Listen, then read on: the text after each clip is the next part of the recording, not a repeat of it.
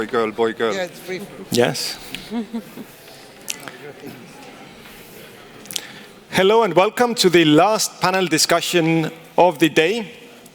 I'm so glad that there are so many people here to see the discussion. As you all know, the modern security environment has become extremely unpredictable.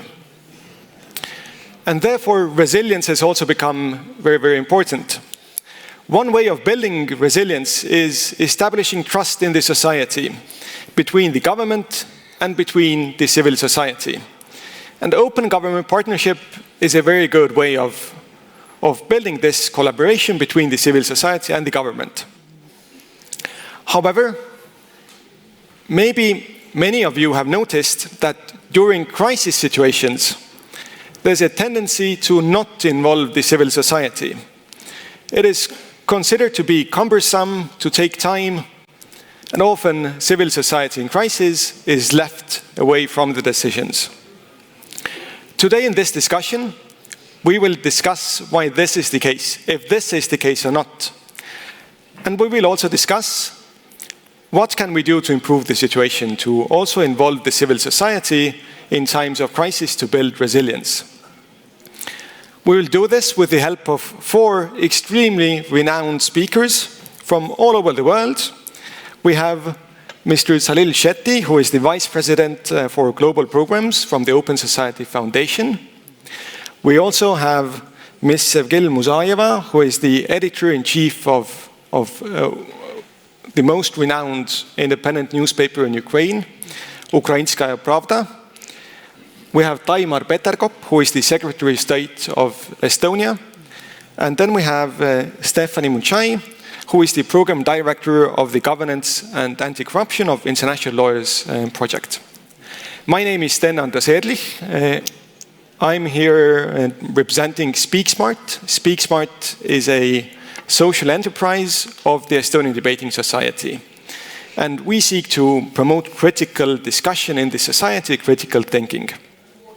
And as I am from the Estonian Debating Society, we're also going to have a debate, or actually 2 debates in this discussion. We have some of the best high school debaters of Estonia here. They are going to intervene in 2 parts of the discussion. They're going to have a debate. In the debate, they're not going to represent their personal views, but instead we have given them roles, and then they will try to win the debate as proposition and opposition. And you will also have a chance to intervene to the discussion. You can ask questions using Slido. There are many people who are watching this discussion from other halls. Please make sure to select in Slido YAIK main hall. And then you can ask questions that I will see and I will be able to ask from the speakers. But now, without any further ado, let's kickstart the discussion. And first of all, I would like to give all of our speakers an opportunity to give short opening statements. Taimar, maybe you can start with a short opening statement on whether it's a dream or reality to involve civil society in times of crisis. Thank you. Well, we've learned through experience that it is a reality to involve civil society in times of crisis, in solving those crises. Estonia has had its share of crisis in the past 6 years.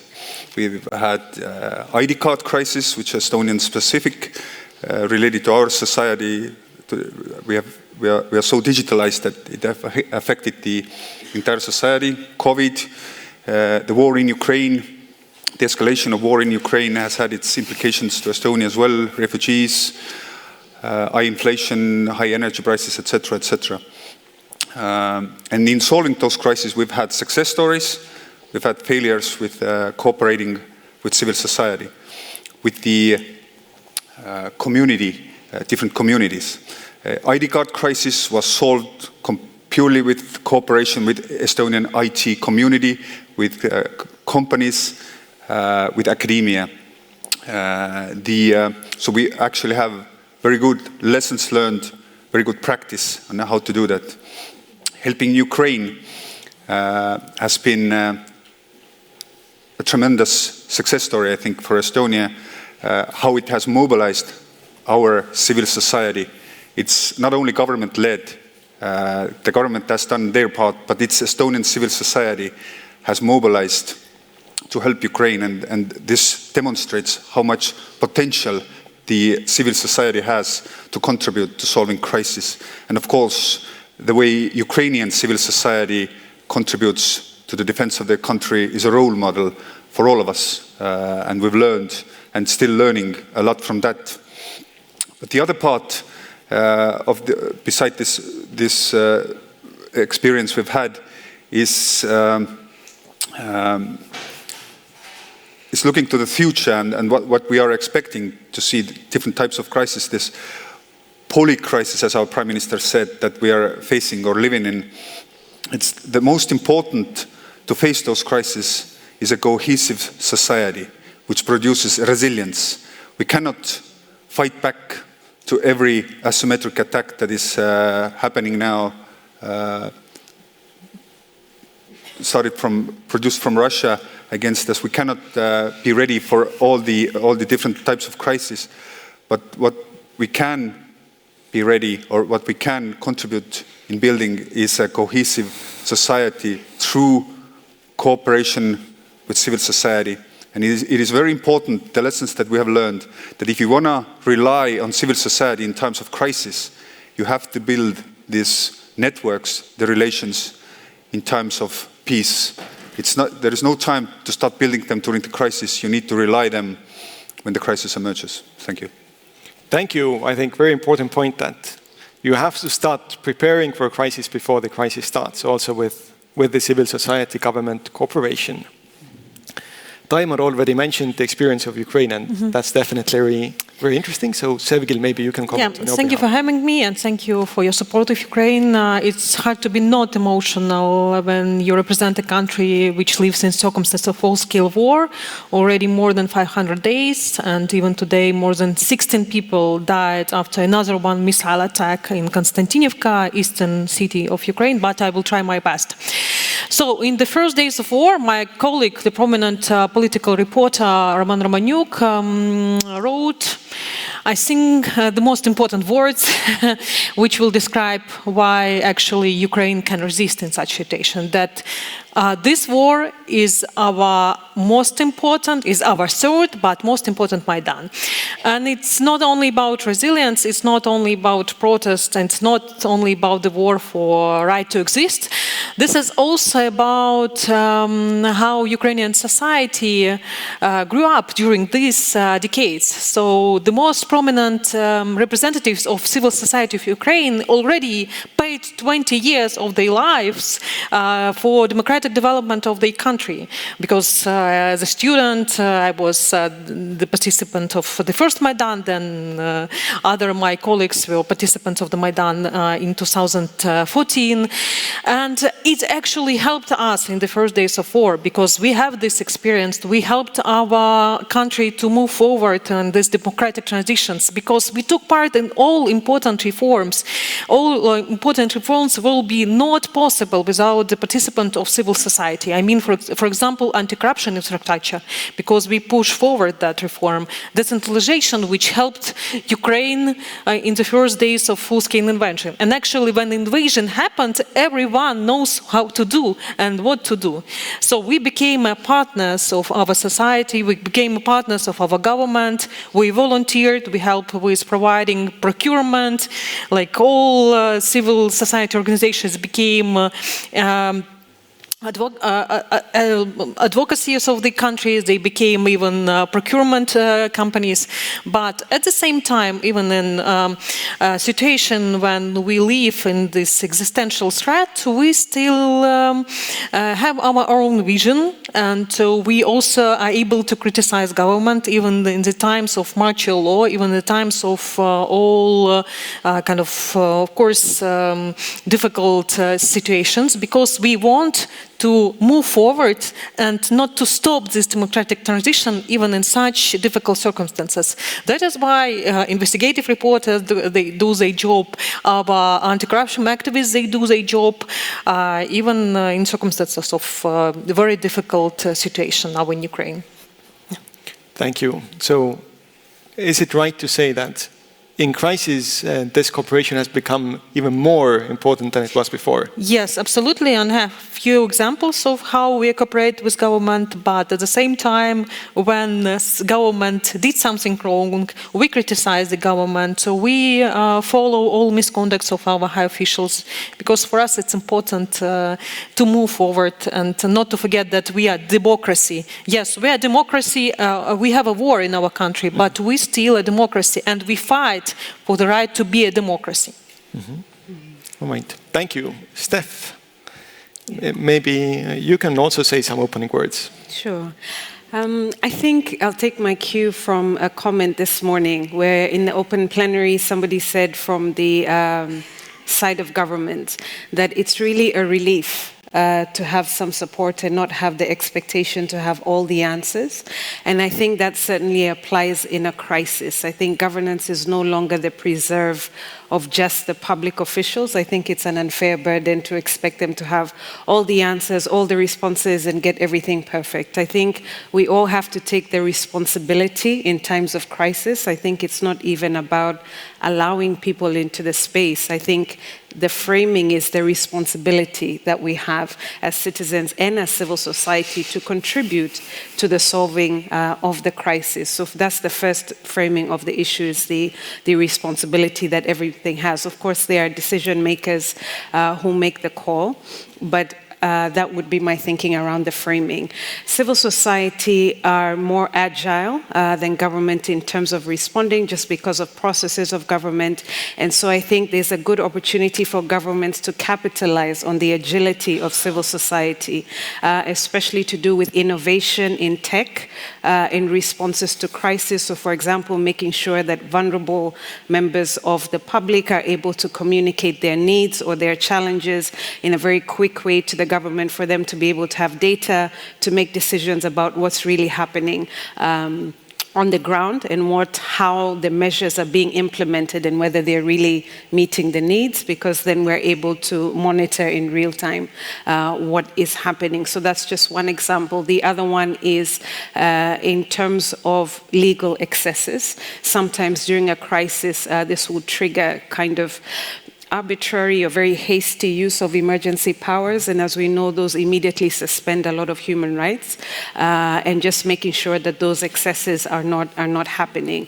And then in a crisis, I think procurement was mentioned. Basically, public service delivery in goods and services is really critical during that time. And I think a joint effort in making sure that the prioritization of budgets and public funds is need-based, that there's no wastage, mismanagement, or corruption when this is going out at this time of crisis. And I think civil society can play a big role there. So just a few examples of how that agility and nature of civil society can complement a part of weakness where there is bureaucracy and necessary processes, but that may slow down government, where civil society can speed up and support. So definitely, it is not a dream, it's a reality. It is a responsibility that we want to be part of in our countries.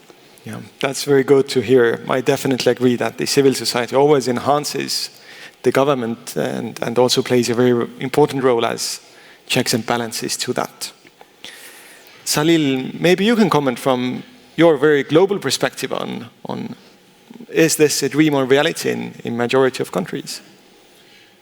Well, I think it really depends on which context you're referring to, because in some contexts, including the one I come from, which is India, a kind of a healthy relationship between government and civil society feels more like a dream right now.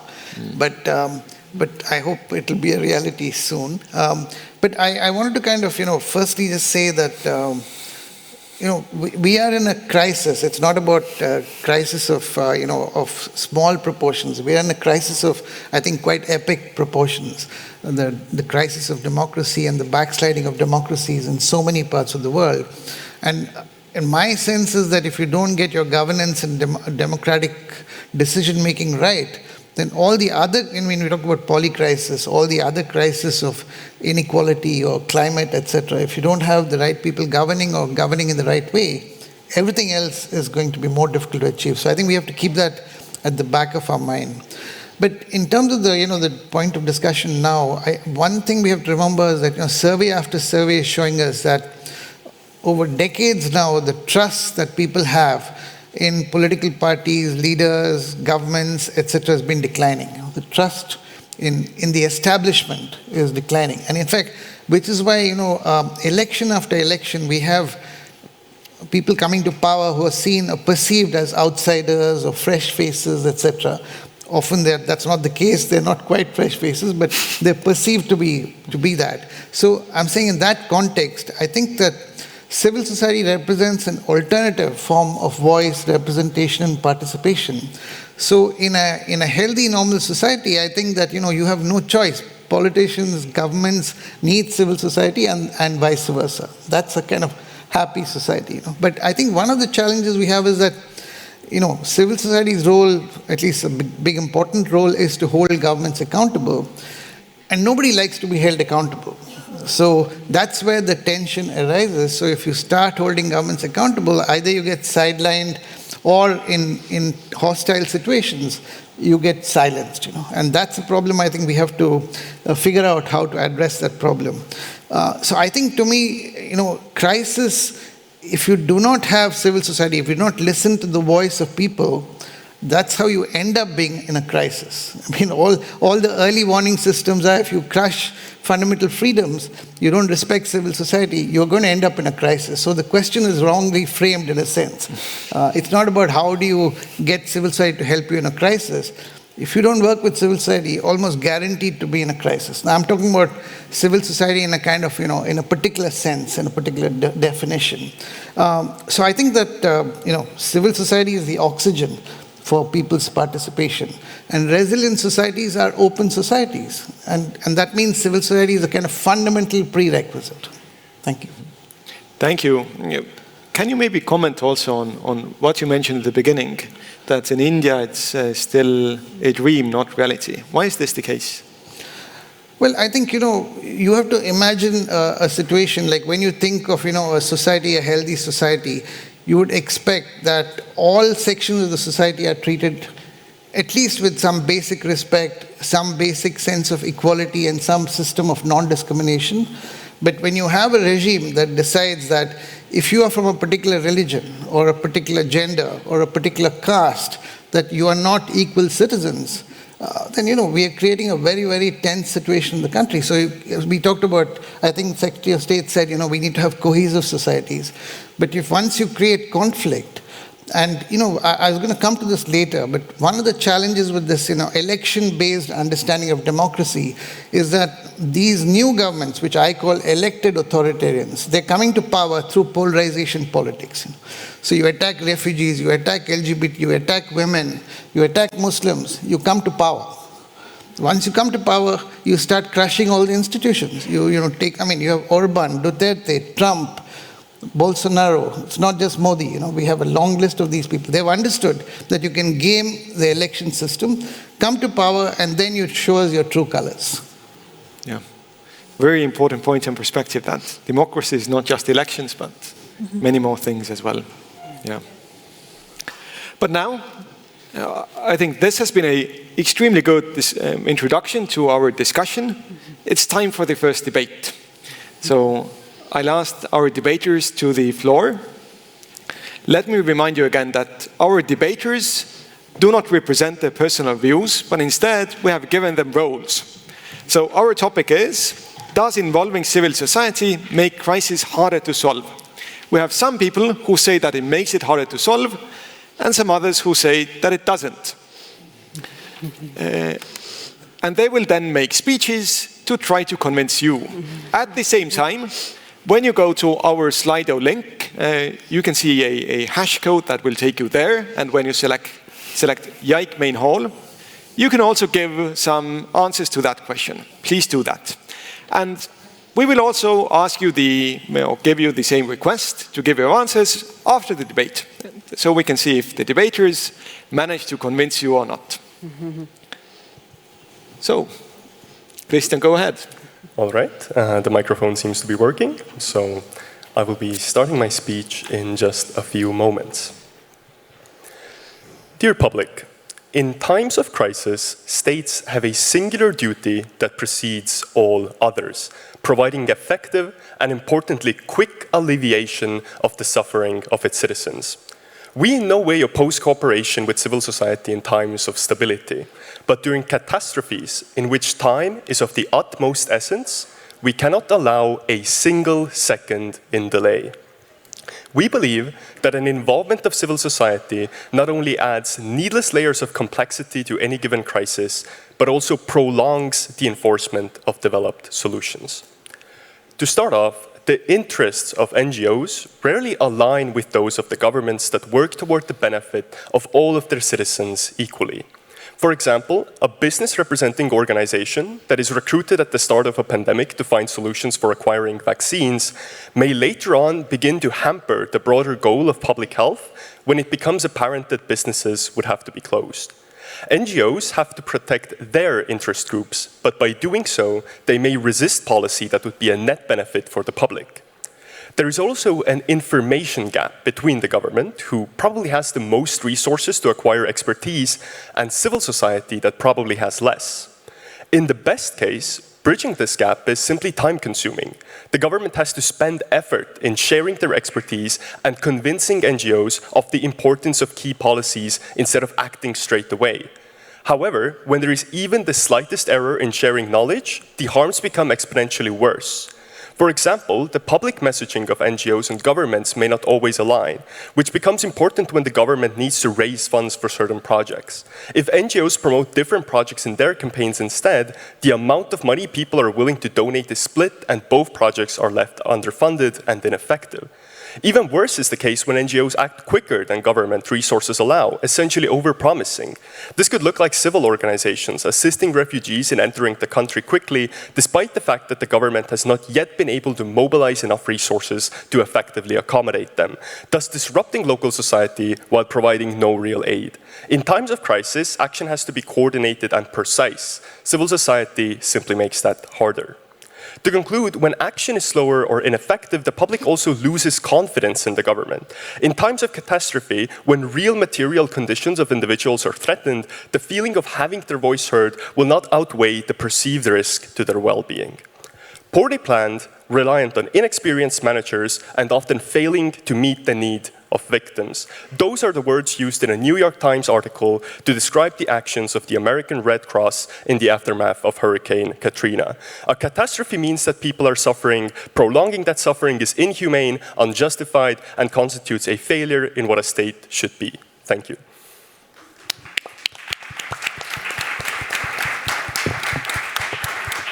Thank you, but before making any conclusions, let's give a word to the opposition.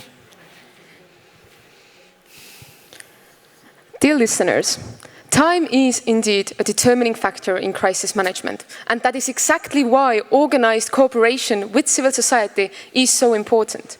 By mobilizing the full extent of available resources and by amplifying individual voices, the crisis responders, whether they are civil society organizations or government agencies, can ensure a smooth and quick recovery from the crisis. First and foremost, the most obvious reason why involving civil society is so important is the fact that they have resources that come in handy during crises. When faced with a crisis, more people deployed is better, especially if those people come with their own equipment. That way, more areas affected by the crisis can be dealt with simultaneously. Situations where people in need have to wait a significant amount of time for rescuers, or where responders have to pick and choose who to save since they are understaffed or under-equipped, can be avoided.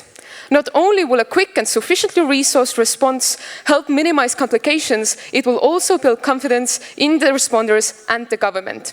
The second and more nuanced reason is the fact that by involving civil society, it is possible to take into account more opinions and as a result, coordinate decisions with the needs of the people. Crisis management often requires cooperation between the crisis responders and the general public. If the responders dictate measures to deal with the crisis, but the public refuses to act accordingly, little progress can be made. This means that public approval of the responders and their decisions is vital, especially if those decisions are controversial, like closing down schools to stop a virus from spreading. Implementing solutions becomes easier when the general public is given a voice. The closer decisions align with the wishes and opinions of the people, the fewer objections and obstacles they are likely to face. This is where civil society comes into play. Communicating with civil society is often easier than with the government. Civil society organizations are closer to communities, have open channels, and are more responsive, making them effective conduits for public input, while governments can be bureaucratic and distant. By involving civil society, more people are always heard. That means that solutions can be aligned with the needs of the people as much as possible. This means that there are always less people going against the recommendations of the responders. And furthermore, long-term cooperation builds trust between the responders, the decision makers, and the general public, enabling better crisis management in the future. To summarize, civil society has an indispensable role in crisis management. It helps amplify individual voices and fosters trust between the general public and the government, leading to smoother resolution to the crisis. Extra equipment and personnel means that with the help of civil society, response to crises is more resolute and suffering can be minimized. For all those reasons, proud to oppose.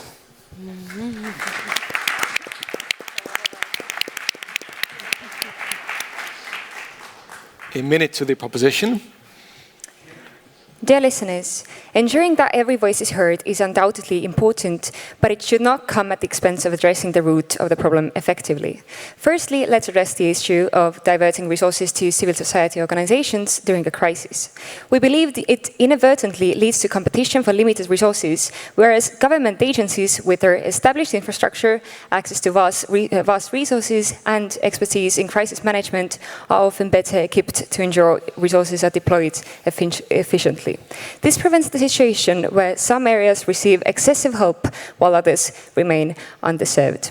Secondly, concerning communication, we must look at the potential drawbacks. Involving civil society can slow down decision-making processes, particularly in urgent crisis situations where quick and decisive actions are necessary. Extensive consultations and negotiations with various groups can lead to delays in implementing effective solutions. In conclusion, we believe proposition's approach ensures efficiency while also considering the diverse needs of our society. Thank you.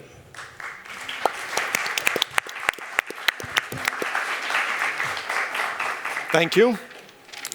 Opposition. Ladies and gentlemen, in the easiest words possible, in order to solve a crisis, you first need to prepare and then take action.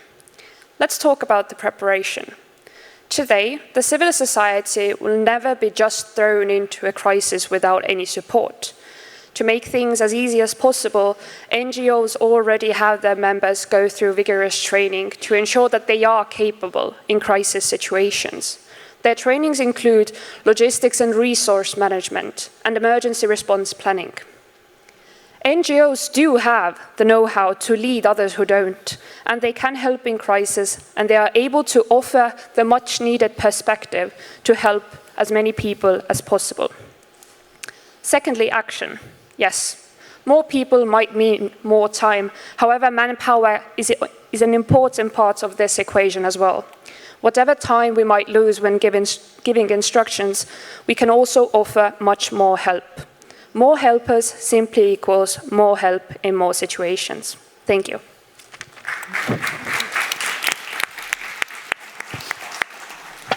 Thank you very much to our debaters. It was fun. I love debating, so therefore it was fun for me.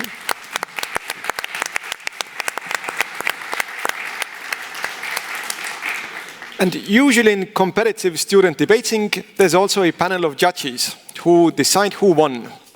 But they don't do it based on their personal beliefs, but instead they look at the arguments that were presented and then comment on them and decide whose arguments were stronger. Today we don't have a panel of debating judges, but we do have panelists. So maybe you can comment. Who won the debate and why? Steph, would you like to start? Sure. First of all, I commend both the teams for an excellent job and for your preparation and your delivery. Very well done.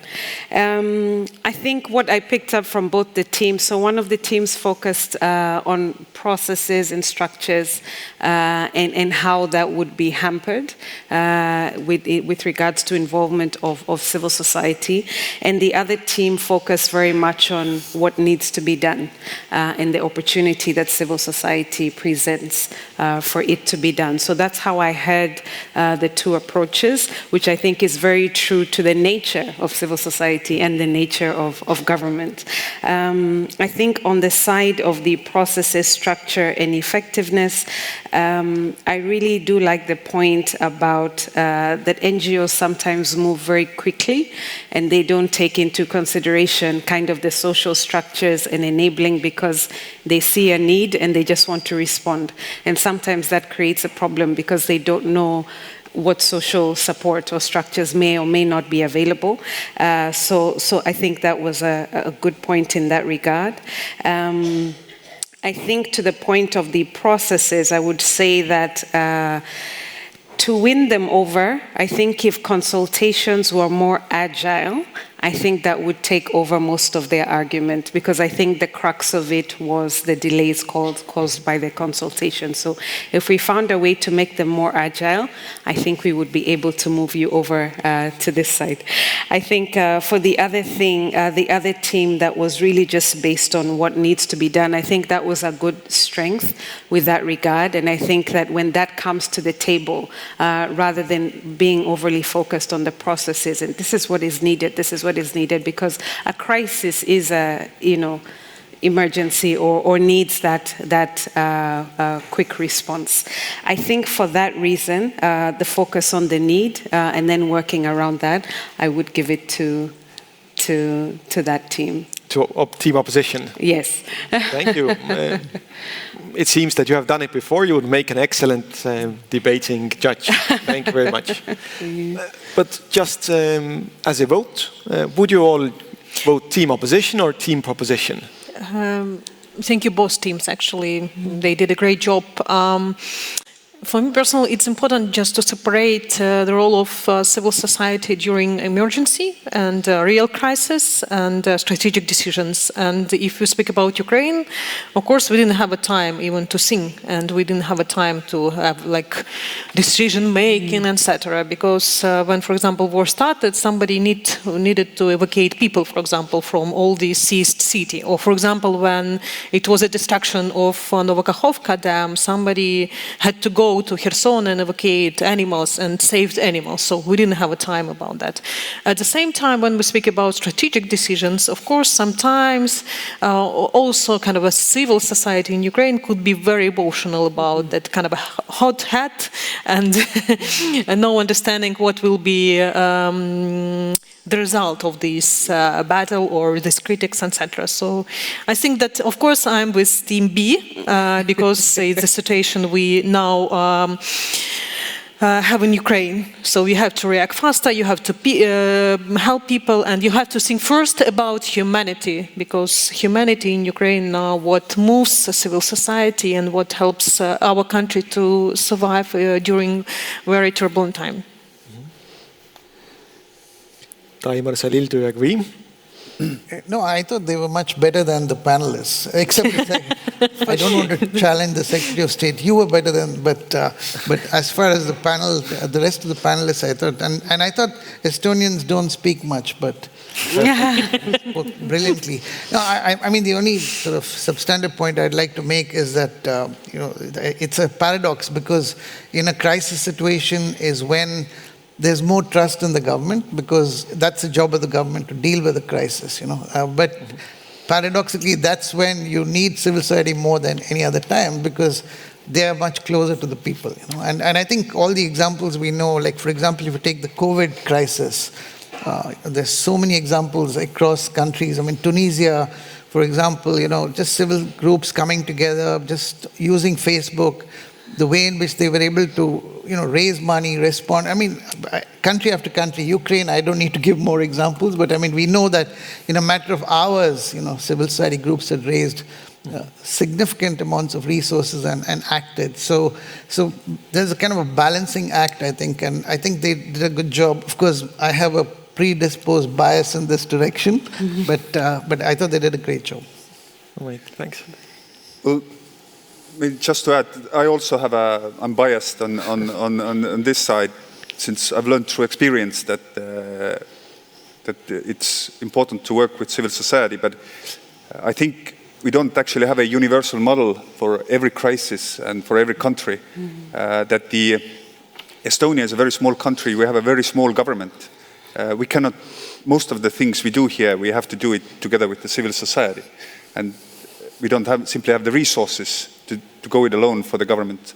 But some other countries, the rich countries, who may be very well prepared for certain type of crisis, so they can go alone and be more effective. So I would say that there isn't a universal model, but for Estonia, it is the only solution, the only way to go in I don't know, whether building the digitalized Estonia, it's together with the community, together with the private sector, responding to the crisis, together with the community, together with the private sector. All right, so it seems that in reality, the question is not should we involve civil society, but rather how to involve the civil society in crisis, even though we can debate different things with students. And someone from the audience has asked a question on this matter. The question is, at what point in crisis management is it feasible to involve civil society and why? So when should you start involving civil society? What do you think? Well, I can start by repeating what I already said. It's that you need to build the networks before the crisis. You have different types of crisis. You have different parts of society involved. And the experience of Estonia to solving the IT-related crises was to do it together with the Estonian IT community. But the networks of people who were involved were already there before the crisis. We didn't start during the crisis. So it's important for different sectors, different government agencies to talk to their counterparts in civil society and to build the trust and the relations, the networks before crisis. During the crisis, it can be done, but then we will come to this, that it takes a lot of time to build consensus. If the trust is there before the crisis emerge, then building the consensus on how to solve crisis is much easier. I would agree with that. I think that is really helpful because at the time of crisis, you want to quickly move into a situation analysis. And I think that if you have those relationships already, you already know who to bring to the table to be able to quickly start doing a situation analysis together, which is something that we propose happens because then you're able to use, your two sets of data and see what is really happening, what is the situation, and co-create the solution quite rapidly. And that way you build that ownership between the two. And that really helps even with regards to how you move forward and what you communicate and the reflectiveness of the voice of the people on the table in the situation analysis. So from then on, I think that it creates a really good momentum in responding to the crisis. So we have to start before the crisis starts. Are there any preconditions to that, or is this possible in any society that we see in the world? Can all countries do it, or just some countries? Are you looking at me? Yeah, I'm looking at you. No, I think the main precondition is whether these are rights-respecting societies. Are these leaders who respect rights? Are they kind of, are these democracies in a meaningful way, or they pretend democracies? So, because once you say you're a democracy, and it's not just rhetorical, but it's also governed by your constitution, by laws, by policies. There are guardrails around protecting democracy. Then I don't think you have a choice, right? I mean, you have to then, that's what a democracy is. You have to work. For me, civil society is, social movements, trade unions, farmers associations. You would have seen the role that, say, doctors associations and medical profession played during the COVID, nurses association, examples after examples. So not involving them, to me, is not an option. So that is a precondition for sure. I think it also helps if civil society itself is more organized and coordinated, and because there's lots of tensions within civil society. I call it egos and logos. So there's that reality also you have to deal with. But I think the big challenge always is that governments, they think that they don't need to talk to anybody. They can move because they have the legitimacy which comes from being elected. I think that's the core challenge in most countries. And there's an African proverb which I'm sure, Steph, you'd know. It's often quoted because we're often told that, oh, this is kind of, you're slowing us down. But the fact is, democracy is a messy business, right? I mean, if you want to talk to people, it takes time. So the African proverb says that, if you want to, reach somewhere quickly, you walk alone. But if you want to reach far, then you walk together. Mm-hmm. So that's the question. Do you want to just reach somewhere in whatever way possible and say you've ticked a box? That's kind of fascism, isn't it? Yeah. You can never be prepared for such crisis as a war. That's why I think that it's hard to think that you'll be ready for that and you will build kind of a strong ties with society. But Ukrainian society is unique because we have this horizontal links after like 3 Maidans, and it helped us. It helped us in the first days of war, and it helps us now actually to overcome. But sometimes, of course, it is difficult because sometimes civil society is even more influential and powerful than some institutions in Ukraine, and this is also opposite side of the moment when civil society could be strong, but civil society can never replace kind of governmental institutions and good governance as it should be. All right. Maybe another question from the audience. Bogdan asked, do governments produce civil societies? Or is it rather that civil society arises on its own? So I guess the question is, should the government support civil society or create the civil society, or should it expect the civil society to be organized by the citizens? I mean, we are back to some definitional questions, because governments come and go. People are not going anywhere, right? I mean, to the extent that civil society represents people, that's not going anywhere. I think the words that you were using, that it's the government, should it create the civil society or support? Mm-hmm. I think the government should make conditions that the civil society can emerge and thrive. But if the government creates the civil society, then it's not a civil society.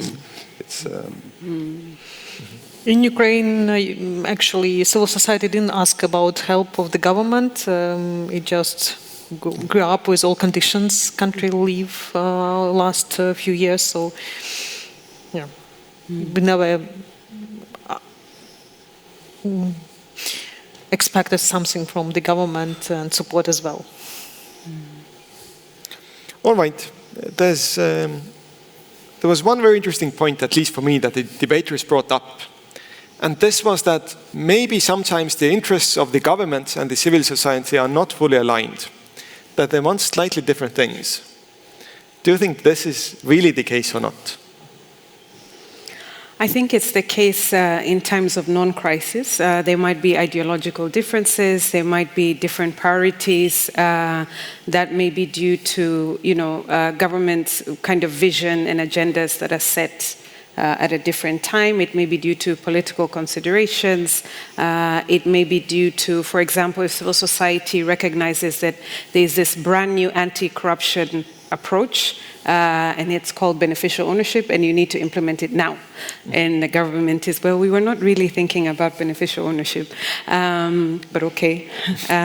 So that does happen, but I think in times of crisis, then that lowers down, because hopefully everybody is in a mindset to respond to the issue. And I think having the prior relationships that were mentioned and coming in at the situation analysis, then I think diffuses that, because we are now analyzing the situation and together coming up with what the priorities are. So I think I would agree in terms of non-crisis, but in times of crisis, we are hopefully all focused on addressing the crisis. I completely agree. This is our experience as well, that in times of crisis, the society consolidates and everybody agrees that we need to solve this. And usually the end state is easy to agree on. Maybe there are some disagreement on how to get there.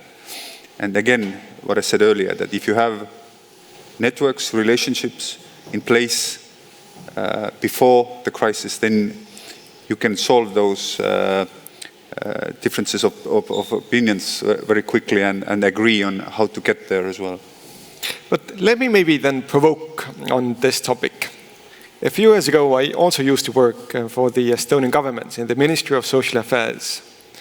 And our ministry was also responsible for housing the refugees. And there was a very limited pool of housing that was available.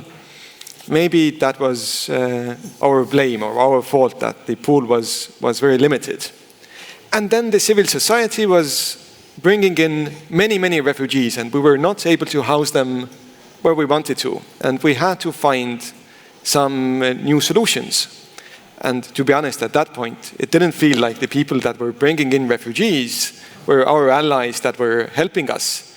But instead, it felt that maybe our interests are a bit different, even though I perfectly understood why they want to help people and they want to bring them away from crisis. How would you comment this? Is this a very common thing that interests like this are not aligned, or was this an exception? Did I act somehow foolishly by feeling like this, or not? I'll be the last one to comment on it. It's interesting. I mean, I'm not sure how that quite works, because I thought that border control is the government's kind of job. So I'm not quite sure how you were bringing refugees, how civil society was bringing in refugees without... European Union, Schengen, I there are no Schengen. internal borders. No borders, border free. Okay, yeah, all the best with that.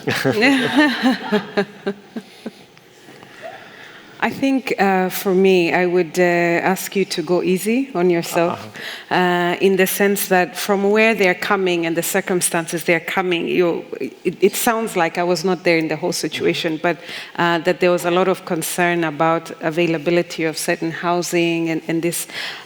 When you're in a moment like that and you're very vulnerable, I guarantee wherever you're putting them is better than where they're coming from. And they're not really concerned about having 1 room per person or 2 people per room in the ordinary structure. I think they just need help. And so at that time, I think if we move away from, we want to be able to provide you a certain standard of care, which is an excellent goal to have, but in the interim, I think if we can agree, government and civil society, what is it that we can do, because whatever you're facing is immeasurably worse, and this is what we can do in the temporary. I think that will bring us to a place of consensus. All right.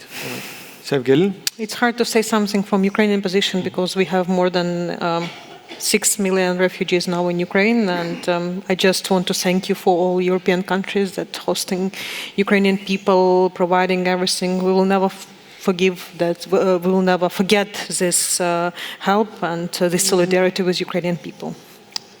All right. Taimar, do you forget me or forgive me or? No, but it's a very good case study, and I think what you did at the end was very good, that you started to discuss with the civil society that in order for the Estonian government to actually help the people of Ukraine, then you need to slow down, because we simply don't have the resources enough to help them. We started the discussion with Finland that we can send some of the people to Finland that Finns were accepting, that they have more resources that they can provide. And then you came up with the innovative solutions, rented a boat, 3,000 people on a boat, if I remember correctly. Yes, but you talk to the civil society and work together. I think that would be and it was very unpopular, because all the Estonian citizens wanted to help Ukraine, and if the Estonian government says that, no, slow down, it's very unpopular. But you have to think of in the long term, that if we cannot really help those people here, it's going to create problems for the entire society, and that might affect the support that the Estonian society has on Ukraine. So we had to think strategically as well. But you solved the problem. It took time, but very good job. Thank you. Not me personally, but... All right, but time flies and almost half of the time of our panel discussion has gone by, so it's time to go to our second mini debate. So I'll ask the debaters again to come to the floor. And this time the topic is it justifiable to restrict freedom of speech, assembly, or association temporarily in times of national crisis?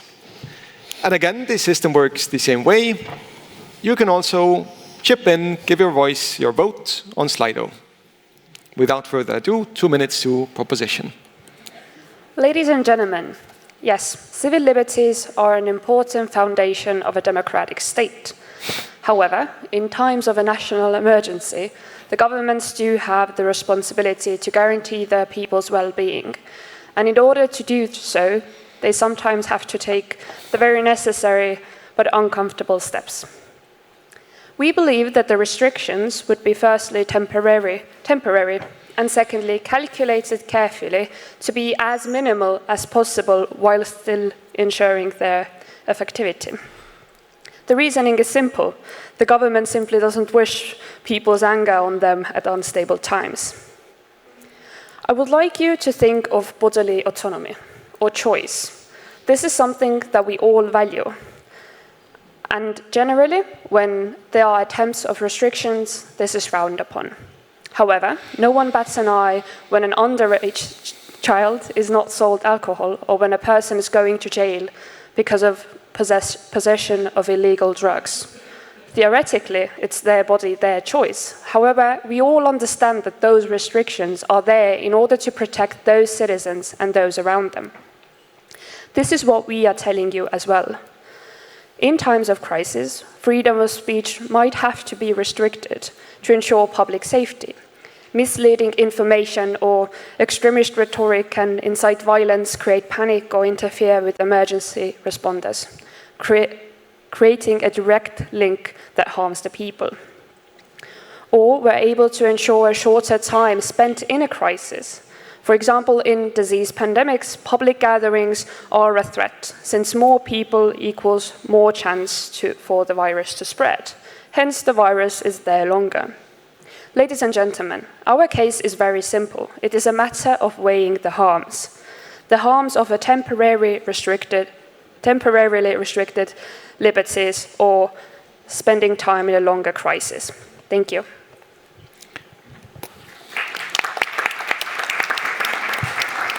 Thank you. Opposition. Ladies and gentlemen, there will always be people with differing views from the public consensus, and this debate is about how we treat those people. Do we allow them to freely express their opinions or silence their voices? We assert the latter is more likely to bring on long-term harm. Moreover, giving them the opportunity to express their views holds significant benefits for our society. Firstly, the long-term damages. Imagine a child who loves candy and is suddenly told they can't have it anymore. This restriction doesn't change their desire for candy. In fact, it may intensify it. Likewise, stifling one's ability to express their views doesn't alter their beliefs because they remain within their information bubble, conversing with like-minded people. And while their stance on a crisis may remain unchanged, their feelings toward the government will likely shift. What does it mean? Firstly, the energy they once directed toward criticizing crisis management now focuses on the government's infringement upon their fundamental right to voice their opinions. For the average person, this becomes a deeply personal issue, overshadowing concerns about crisis management. This may lead to more people joining the movement and adapting its other questionable beliefs. Secondly, in the long term, this erosion of trust in the government can lead to a breakdown in democracy, as individuals either disengage from the political processes or undermine governing bodies through alternative means.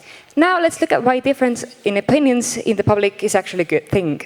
Allowing people to freely express their thoughts sparks robust social debates. When someone posts an anti-vaccination stance on social media, numerous others respond with counter-arguments. While the original poster may remain unpersuaded, millions of other people now have access to unlimited information from both sides of the issue. Rather than merely hearing the government dismiss an opinion, they engage with a variety of pro and con arguments, enabling them to make informed decisions based on the strongest evidence available. For these reasons, we firmly believe that safeguarding free speech is essential at all times, even during crises. Thank you. Thank you. Proposition.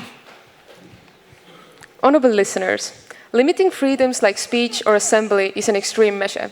In a democracy, politicians' survival depends on the elections. As the opposition correctly stated, any attempt to limit those freedoms will face flashbacks, and that is precisely why we normally don't see those measures taken.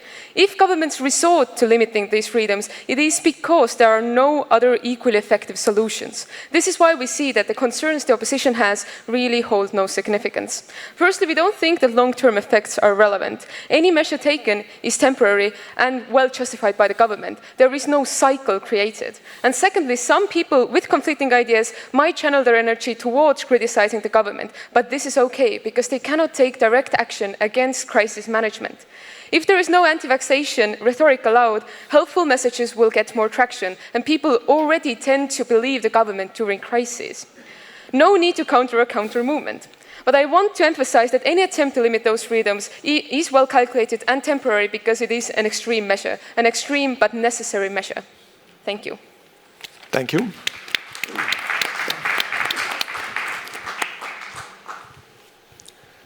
Dear listeners, the right to voice opinions, to strike at the core of issues societally, and to assemble in the name of shared goals must never be restricted. Here is why the proposition case does not work. First, they tell you about the other times we're happy to restrict things like bodily autonomy. Yet this analogy of drugs or alcohol is fundamentally a false equivalent. That is to say, we ban those things because we are certain of their harm and we know of their consequences. Yet freedom of speech or assembly is never inherently harmful. Moreover, all of this is exacerbated by the fact that the principal explanation they give misses the key reasons why we respect free speech in the first place.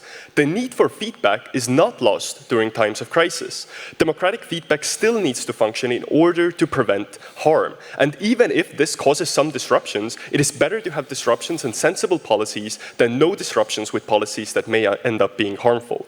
They tell you that a government will only resort to restricting freedoms if there are no other effective solutions. In that case, let people voice their concerns and come up with those solutions. That is the essence of democracy. Thank you.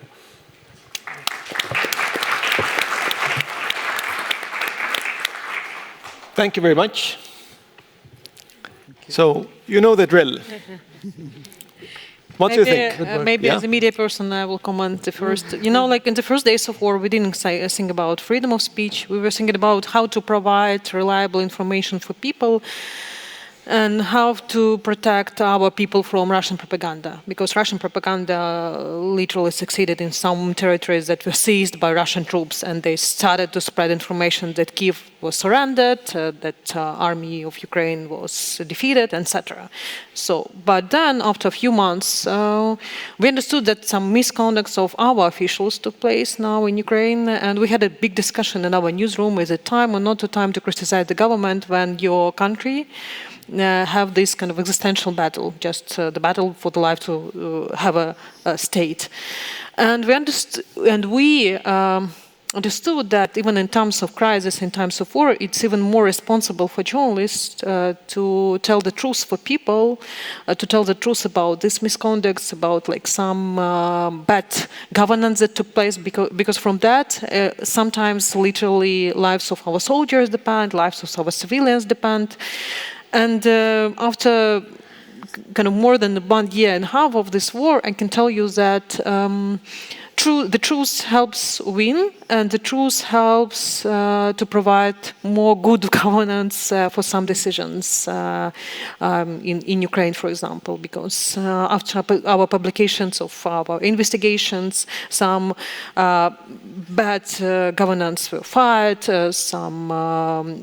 it helped to move forward with some reforms, for example, even to start some procurement, more transparent procurement, and in circumstances of war, it's necessary to speak out. So you're firmly in team opposition. Yes.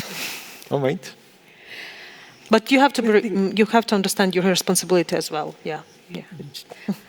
I think for me, the teams, you have succeeded in pulling me in half, because I think you both teams defended the positions very well, and I actually can't choose between the two. So you did a very excellent job to the both of you.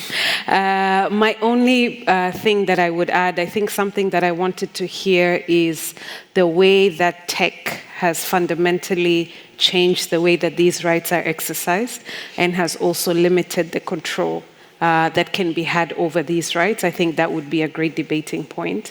For example, based on the situation in Ukraine, without tech, it probably would have been a European conversation. I probably would not have heard the voices of individual Ukraine going online and posting their videos and exercising their freedom. And so that's very significant shift for us when we talk about the expression of these rights. So that's the only point that I would add in terms of enriching the points of your debate. But I am honestly cut into, so very well done.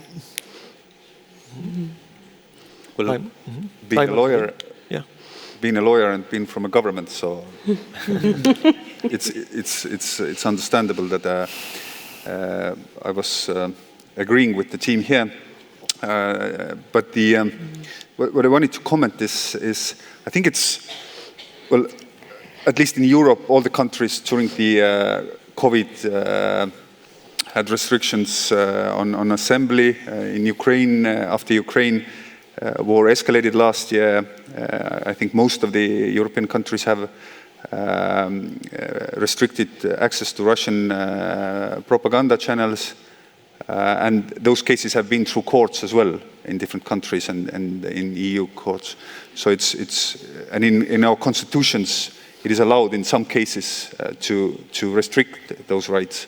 So it's easy to say that it's okay in very extreme circumstances as a proportionate response to do that. But I think there is a connection between cohesiveness of a society, the resilience of a society, and then the measures you need to take. If you have a society that is cohesive and understands what is a disinformation and what is not, then you don't need those restrictions, because again, together with the civil society in Estonia, there are civil society organizations that are working to publish the Russian disinformation campaigns, for instance. The same thing is with assembly, that the freedom of assembly, that during the pandemic, after the first wave, and Estonia was very relaxed with our restrictions. We actually tried, in a prime minister level, to agree with the civil society, with the private sector, that when the next wave comes, that the government will not establish restrictions, that the businesses are self-regulating. We agreed. There was a document. Ott Karolin actually produced that document, to those of you who know Ott. But it didn't work out. When the second wave came, then everybody was expecting for government restrictions, because then you can ask money. So that's an example of it doesn't always work.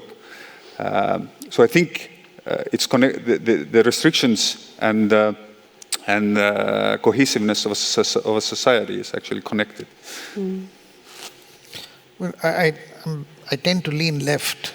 So, but I think that, let's look at what the empirical evidence of this is. Because if you look at the anti-terror laws, the anti-money laundering laws, or, the COVID restrictions, all of these, when you look in practice, what happens is that it's a slippery slope. Because international human rights law, when it comes to freedom of speech, is very clear. The only circumstances under which you can, put limitations is if you're inciting violence. What happens on the ground is that whenever governments start curbing, they say it's temporary, but they keep on extending. They come up with legislation which are overbroad, which you can't really define clearly. And so it ultimately depends on which government it is. So if a government wants to abuse these laws, they will. So I would say, one is societies, but also the regime characteristics are very, very important in making a determination.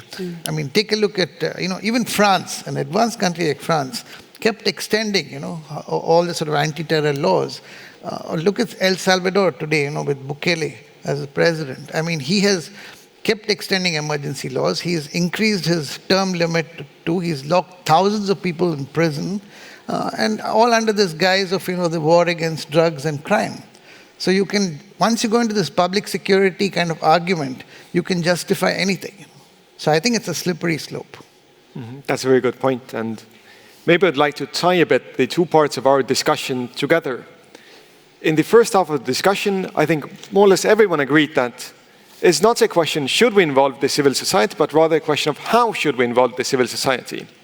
But now we're discussing that in practice, the freedom of speech, the freedom of assembly, freedom of association worldwide are trending downwards, not upwards. So we're not involving the civil society. Instead, we're taking maybe rights away from them.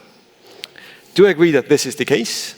And what can we do? There's 1,000 people listening to us.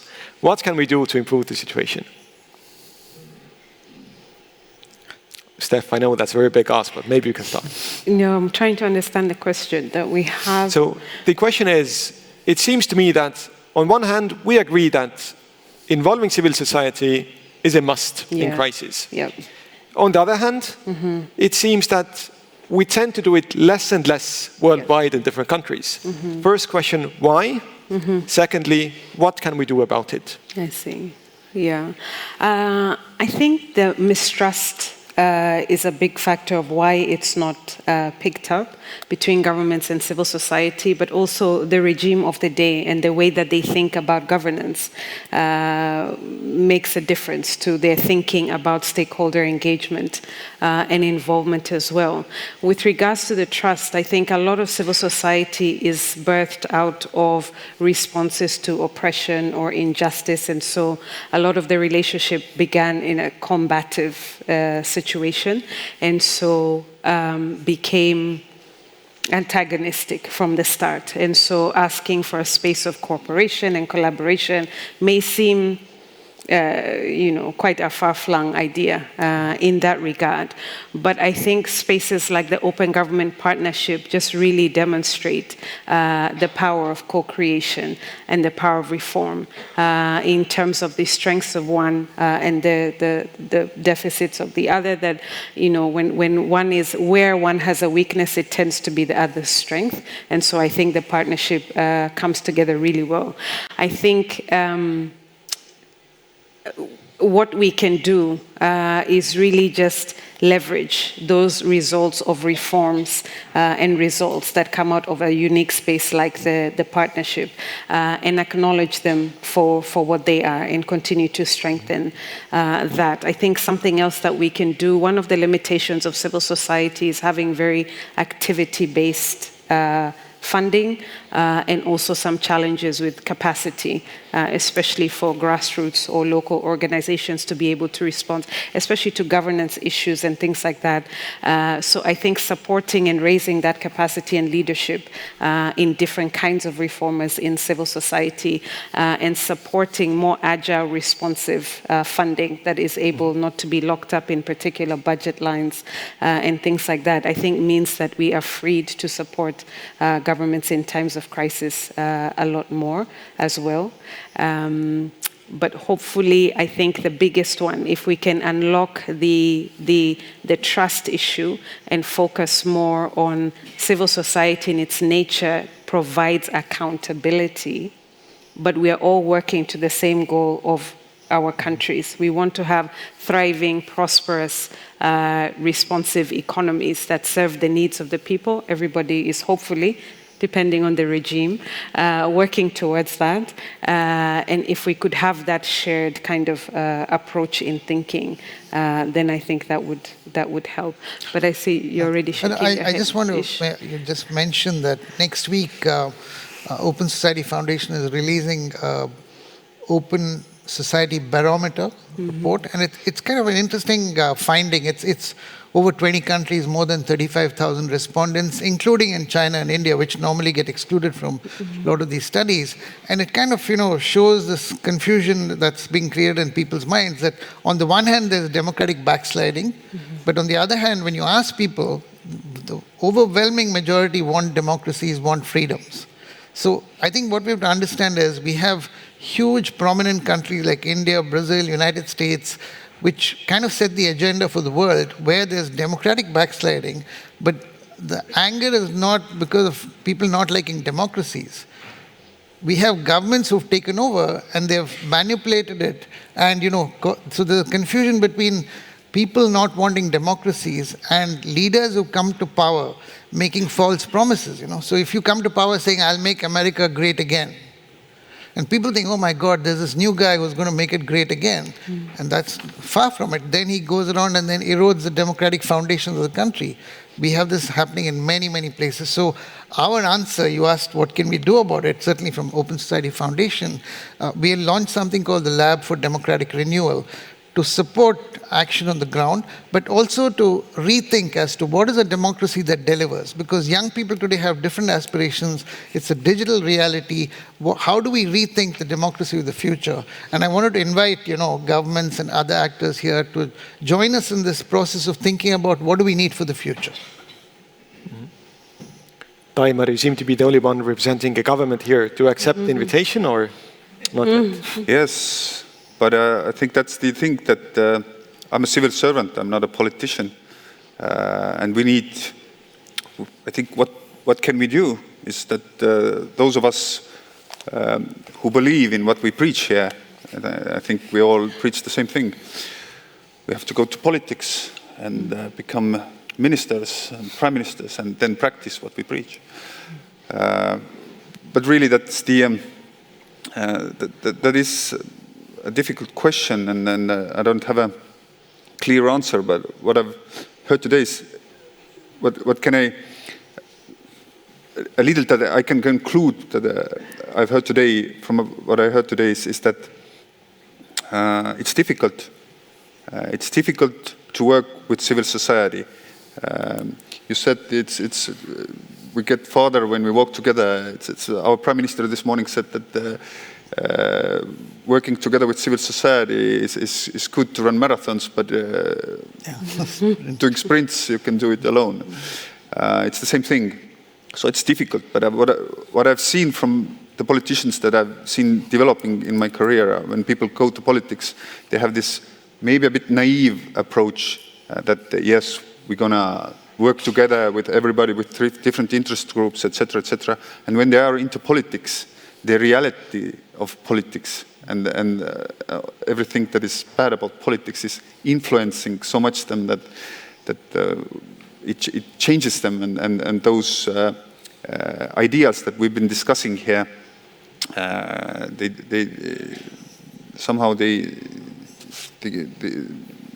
we lose them, or they lose them. So it's difficult, and especially in these complicated times. People tend to look for autocratic leaders who get them through, who gets them through these difficult times. So it takes a lot of effort from politicians to stick to the open government values. We're running out of time, but maybe, Sevgil, you can comment from the perspective of media. I want to add that I told you about that local governments, that civil society play important role in Ukrainian resistance, and I hope that the local governments and the civil society will play an important role in Ukrainian recovery and reconstruction, and it could be good example of cooperation. And one more sentence that I just want to add, that it's not my quote, it's actually a quote of Member of Parliament I met like a few days ago during one meeting, and he said that in times of crisis, in times of war, civil society and, first of all, media become a kind of a political opposition in our country. So because parliament has to be united, parliament has to vote for different laws, but somebody needs to control. And a function of control, it could be from civil society and media as well. So this is kind of strange, but it's reality now in Ukraine. And thank you. Our time is running up, so let me try to conclude. I learned a lot from this discussion. I think it was very interesting. We should definitely involve the civil society in solving crises. All is about preparation. We should do it as quickly as possible. Trust is what matters, and trust is what keeps us away from restricting freedoms. This is what we should be trying to build, and all of us have a way to do it, either by joining politics, as was suggested, or by just contributing to open society. I would like to thank you all for being here for this discussion. Maybe let's give another round of applause for our debaters.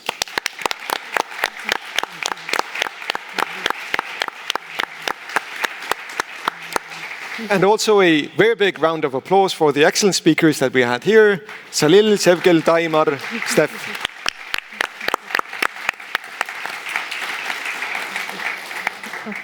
Thank you very much, and I wish you a pleasant stay here in Tallinn, the rest of the event. Thank you. Thank you.